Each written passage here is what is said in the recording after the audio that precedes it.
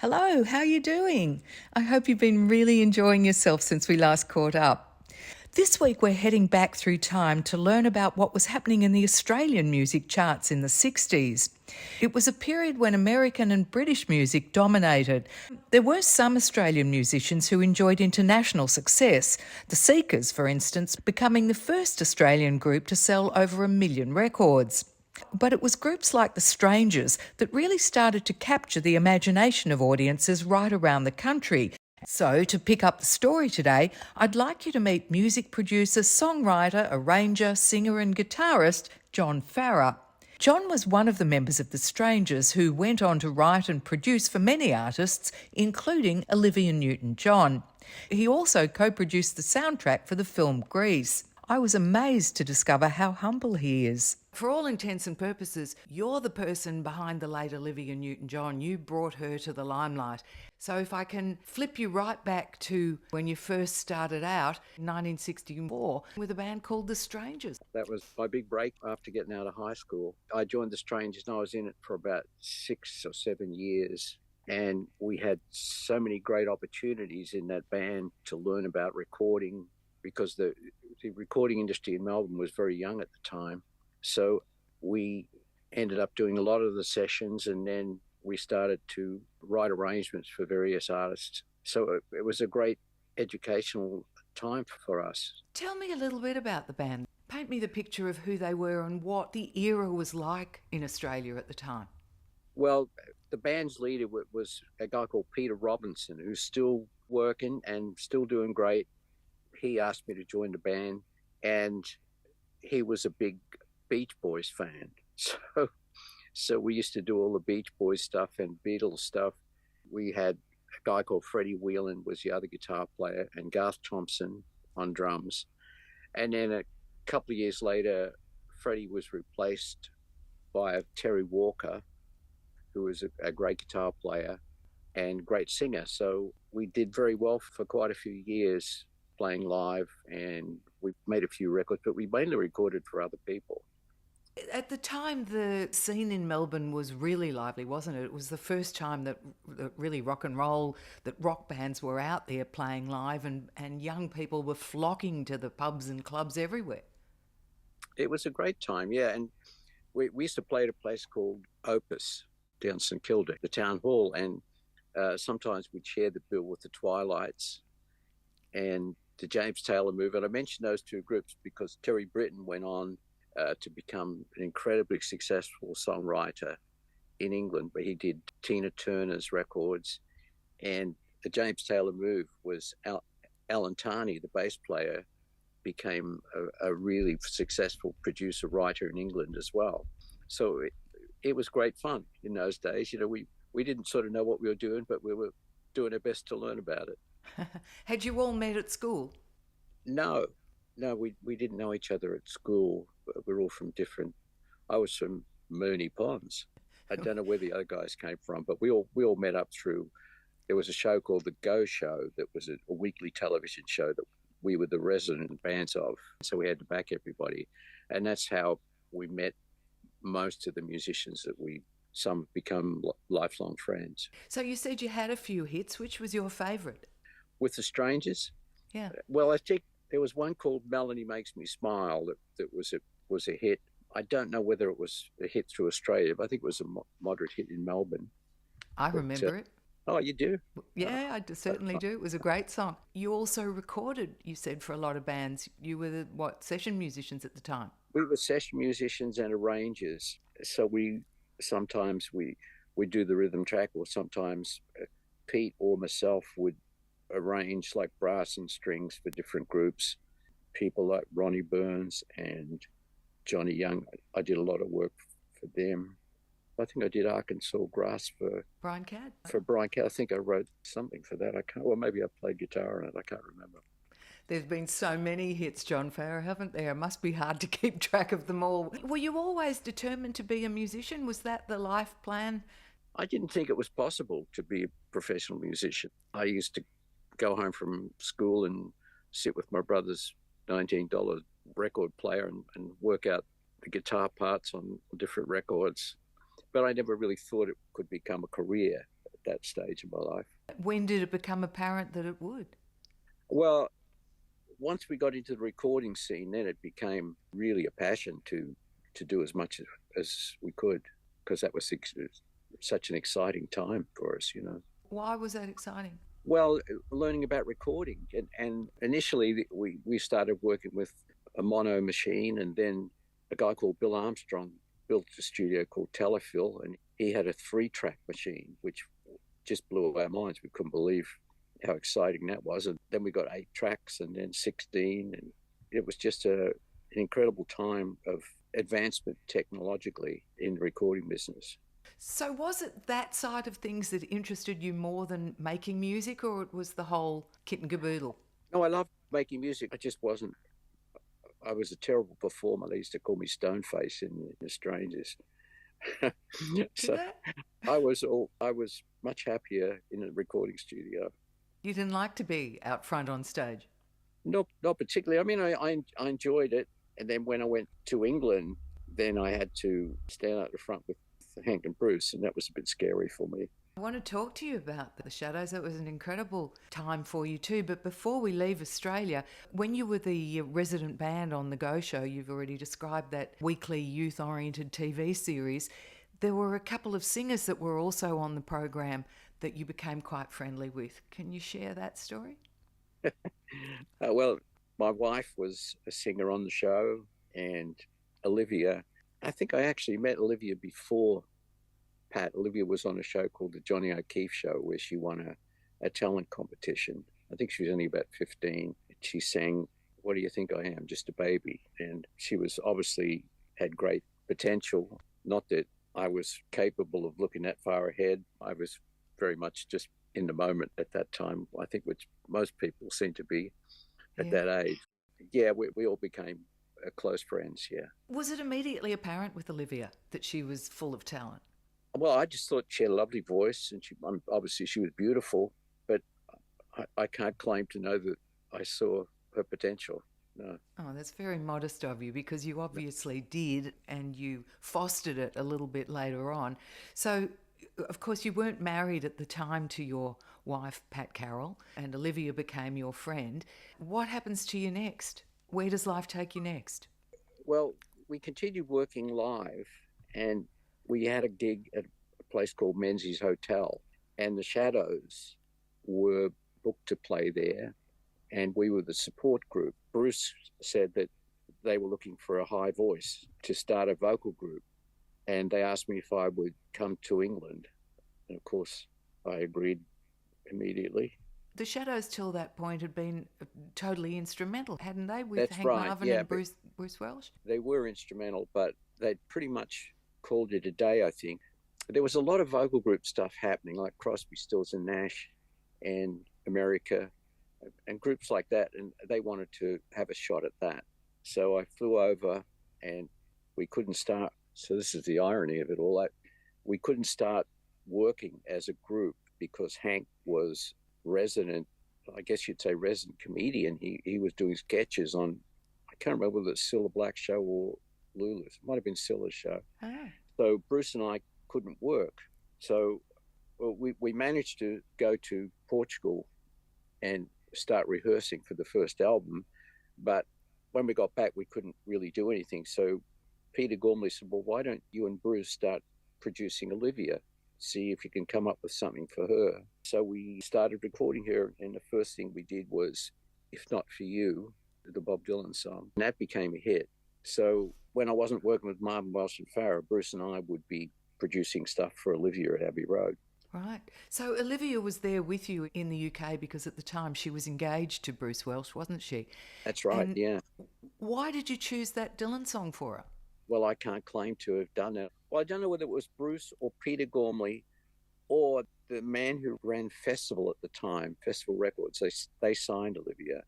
She'd just done a movie called Tomorrow, which hadn't been the success that they'd hoped for. So the Festival signed Olivia. I was on for the ride on that one. Right. But you helped to get it out there. Well, I played on it and usually did the arrangements and all that stuff. How surprising was the success of that song to you guys? Quite surprising. but it was a nice surprise. And then we continued on and did a couple of other things, Banks of the Ohio. And at some point, a few years later, Bruce dropped out and I had to continue as sole producer. That was a tough time for me because it was a big responsibility. But John not only rose to the challenge, he exceeded everyone's expectations. John Farrar and his wife Pat Carroll had moved to England, where John recorded 2 more albums as part of the trio with Hank Marvin and Bruce Welsh. While the Shadows went about trying to reinvent themselves from an instrumental group to a vocal one, John Farrar busied himself working with Olivia Newton John. That year, the single Let Me Be There climbed to number 6 pop and top 10 country, becoming Olivia's first gold single. Olivia received 4 nominations from the Country Music Association for Let Me Be There and won the award for Female Vocalist of the Year. The next song she recorded was originally intended as a cut on Peter Allen's debut album. We recorded I Honestly Love You in a little tiny studio in Tin Pan Alley. That turned out to be her first number 1. The song was co-written by the leading American songwriter Jeff Barry, who'd penned Be My Baby and Sugar Sugar, amongst other hits, and the Australian singer-songwriter Peter Allen. The pair demoed the song for themselves, but it found its way to John Farrar, who played it for Olivia. She loved it, and it helped launch Peter Allen's career as a songwriter. Honestly Love You went to number 1. So she started touring in America at that point. She became huge news. Yeah. John Farrar, you said that was a tough time for you once Bruce had left and you were on your own to produce Olivia. Did you lack the confidence? You strike me as somebody who doesn't have a huge ego, and I guess to be completely confident with what you're doing, you need to really believe in yourself and be quite egotistical. Is that a fair summary? To be really successful, you've got to be really confident. Unfortunately, I was never terribly confident. And at the time, there was a lot of people, associated with Olivia who were worried about whether I had the ability to continue with it. But luckily, we had I Honestly Love You, and I wrote Having Never Been Mellow was on the same album. So we got another number 1 with that. We had a really good run. And that's really when her career catapulted up the charts. So were you believing in yourself then? When was the turnaround point where you kind of said to yourself, hey, I can do this, I'm doing it? I don't think there ever was one. After those ones, I did an album called Clearly Love with Olivia. And then Olivia wanted to go to America. And Peter Gormley, her manager and my manager, said, I think you should go with her. So we pulled up stakes and went to live in Los Angeles. And the first album that we did in America, I used Olivia's live band. That was just my lack of experience. And that didn't work out. So we decided we should go to Nashville.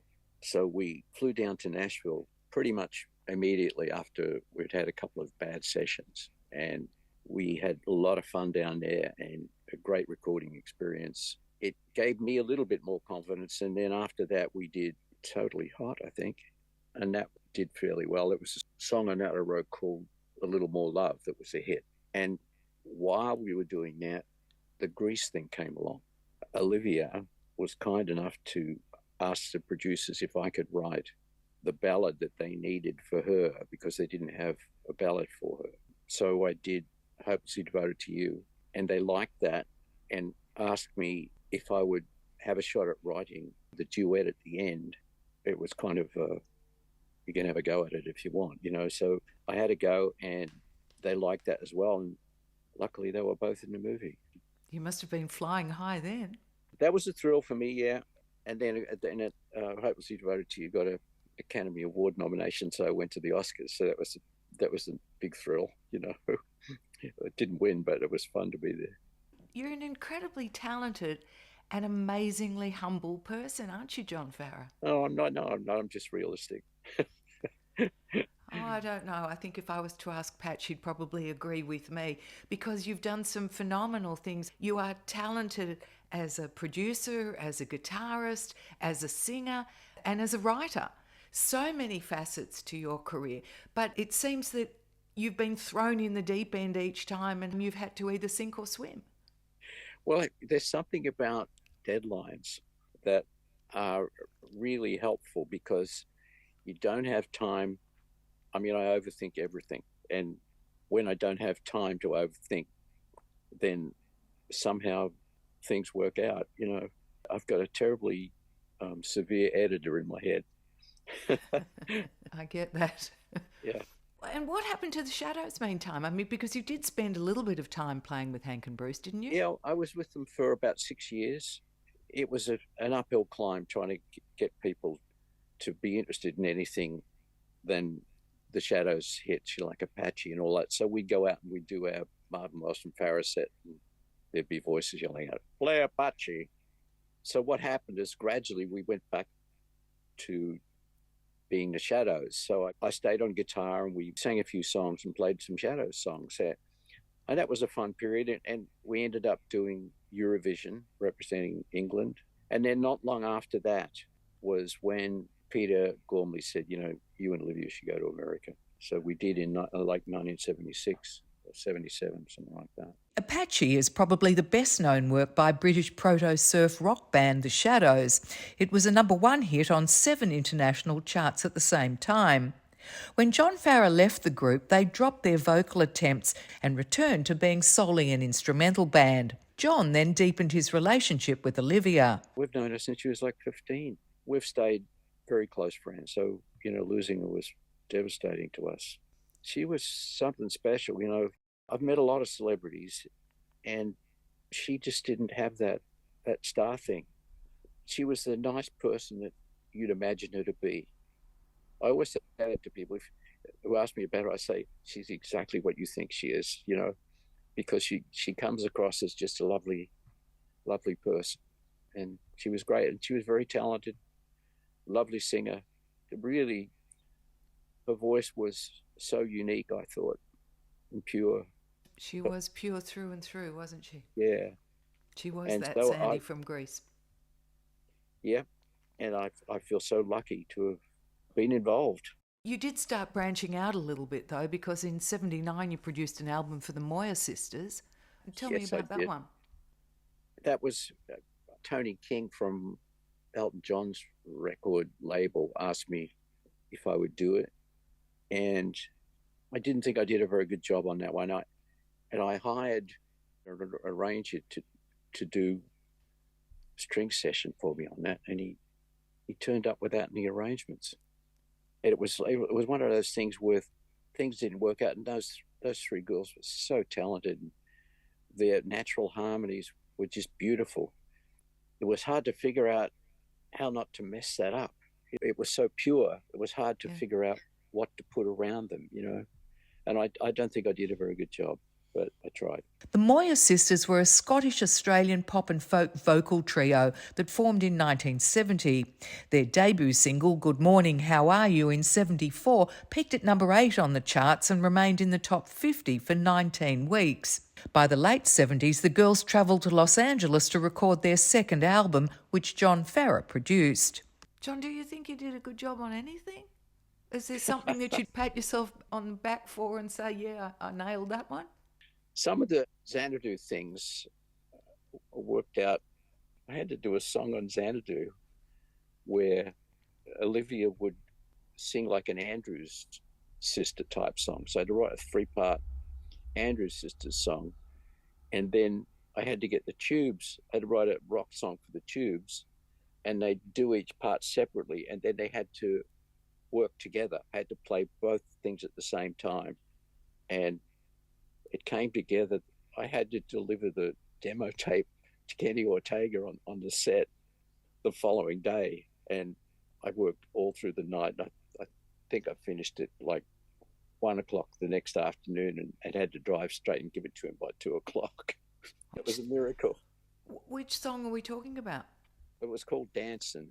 It's not a very well-known one. It was just a typical musical thing, Right. The movie Xanadu didn't work out as well as they'd hoped for it either. That was 1980. But for you, the experience surpassed the success of the movie in terms of being paired with Jeff Lynne from ELO. Yeah, Jeff did half and I did half. But one of my songs, Magic, was the first #1 in the States. So I was very pleased with that. And the album did great. And Jeff wrote the song Xanadu for Olivia. It was a huge hit. Xanadu the movie, starring Olivia and Gene Kelly, absolutely bombed at the box office. But the soundtrack set John Farrar up for life. John Farrar's work on the movie Xanadu saw him produce Gene Kelly and watch him teaching Olivia how to dance. John, tell us about the songwriting process for you.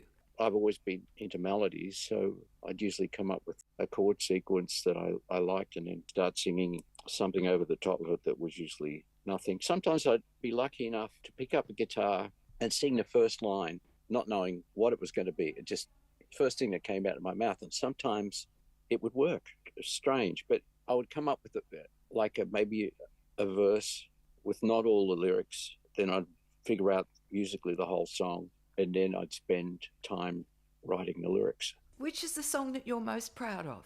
Musically, Suddenly is one I'm proud of. I don't know, Hopelessly Devoted to You, when I hear it again these days, I thought was pretty reasonable, you know. Gosh, John Farrar is so much more than pretty reasonable. It is still a great song, and it was a huge hit. Pretty reasonable. You're the one that I want. I was at a party one night and I heard they played it. The people were dancing to it, and I thought, wow, that does sound pretty good. Funny when you hear things in a different context, in a different environment, it may be appreciated in a different way. Would you describe yourself as a perfectionist? I don't know. That sounds a bit too much. Yeah. All I know is I worked really hard on what I did. Whether that's perfectionism or just being realistic enough to know that if I didn't get it right, you wouldn't be asked to do the next one. No, I wouldn't get the next one. Yeah. Right. So, John Farrar, as the 80s did get underway, Olivia started to shed that squeaky clean image a little bit. And we next saw her performing physical. Jane Fonda was out there doing all of the exercises, and every woman on the planet was wearing the leg warmers and hitting the gym floors doing aerobics. And you have captured some of that. Can you tell us what happened with physical? Well, a real close mate of mine is Stevie Kipner, who wrote Physical. And we were doing a writing session, and he played me Physical, but said that they were trying to get it to Tina Turner. So it never occurred to me that Olivia would do it. She heard it, loved it, and we did it, and it turned out really well. Yeah, sure did. Was she not worried about getting rid of that clean image? Well, I remember when she was doing the vocal, she said, listen, I'm really worried about this. Do you think people are going to accept this? And then I think she realised it was a good thing. That wouldn't hurt her at this stage of her career at all. And in fact, it opened up a whole other world for her. Physical was banned on several radio stations at the time too. That wouldn't have hurt sales at all either. Were you really confident in recommending it to her? No, I didn't recommend it to her. She heard it and wanted to do it. And once she said she wanted to do it, that was fine with me. I'm not savvy enough to understand what people want. And Olivia was always pretty in touch with universal taste, I guess. We did it and it worked out. I thought it was a great song. When I heard it the first time, I thought, oh, yeah, it's obviously Tina Turner's going to do that one. Oh. No. It never reached Tina Turner? I think it was intercepted by Olivia, yeah. So mid-1980s now, and Olivia has her final success with you. What happened with that one? She'd done her duet with Cliff Richard? Yeah, we did an album called Soul Kiss that didn't have a big hit on it. And at that point, she was going to do another movie with John Travolta. And by that time, I felt I was really burned out because I did the Physical album, the Xanadu album, and I was also doing another album of my own all at the same time. And I was really burned out and I just couldn't do it anymore. I needed to take a break. So I took a break. I think she did some stuff with David Foster, and I think she did some stuff with Elton John. And then she asked me if I'd do another album with her, and I did, and it didn't happen. So that's life, and I figured I'd had a pretty good run, so I couldn't complain. And you were doing your own stuff meantime too? Yeah, it was crazy. I was working like 14, 15 hours a day. I remember I had to do a thing for a little country piece for Xanadu, and there was a dance section at the end, and I had to do a little country and western thing. And I didn't have anything prepared. And I played this little melody, and we kept that. I added a guitar to it, and then I had to put a bass on it. And I used to sit on the couch playing the parts, and David Holman would sit facing his recording board. And he said, I was playing the bass part, and he said, I couldn't work out. You kept playing, but you slowed down. He turned around, and I was asleep. I was asleep, and I kept playing. Talk about burned out. Oh, incredible. Yeah. I guess that was a big warning sign that you needed to pull up stumps for a little while. Oh, yeah. Yeah. So did you take a break at that point? Yeah, I took a break for a while. Well, that was after Xanadu, and then I did that other album with Olivia that didn't do well. And then, I did the Heathcliff album for Cliff, which was quite a long process. That took a couple of years. That was fun, and that was pretty successful in England. He did it as a live show, but not in small theatres, in big stadiums. That did well. Heathcliff was a musical in '96, conceived by and starring singer Cliff Richard. It was based on the 1847 novel Wuthering Heights by author Emily Bronte. Shortly after the record came out, John got the shock of his life when Hollywood director Francis Ford Coppola called him on the phone. He said, would you have breakfast with me? And I thought, someone's pulling my leg here. So I went and had breakfast with him, and he said he wanted to do a musical of Gidget. He wanted to write the songs with me. So we spent quite a long time coming up with all these songs.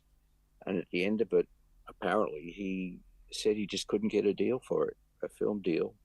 But I think probably they just didn't like the material. They didn't like the songs. And that was a big disappointment for me, because when you hear that name, you think, oh, wow, this is great. Yeah, sounds like a great project. Well, it's still sitting in the vaults. It may see the light of day. Yeah, I doubt it. What are you doing? As my mother used to say, it's all experience. You've done pretty well from the high school dropout from Moonee Ponds in Melbourne, Victoria, Australia, haven't you?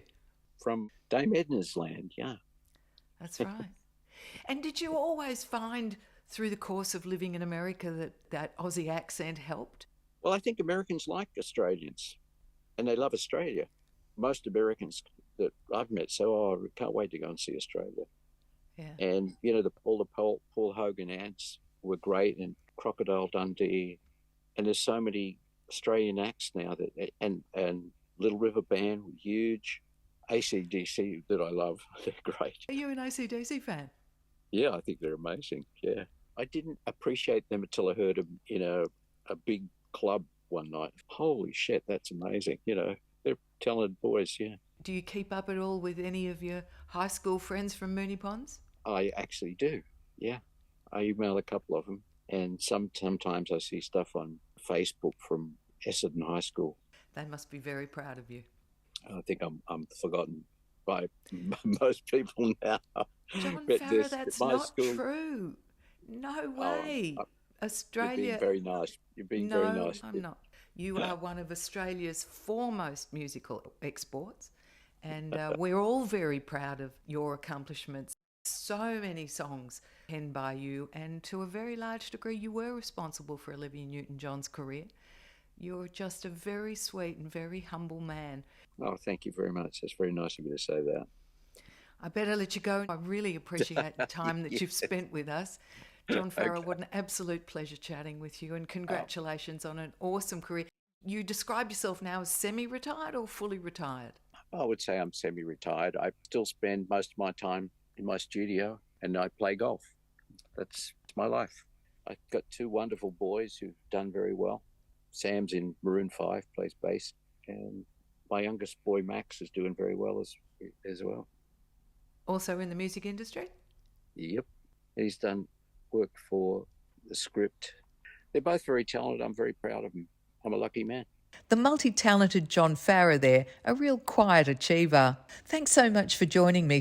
I hope you found today's story interesting. I'll be looking forward to being back in your company again, same time next week. Join me then, won't you? Bye now.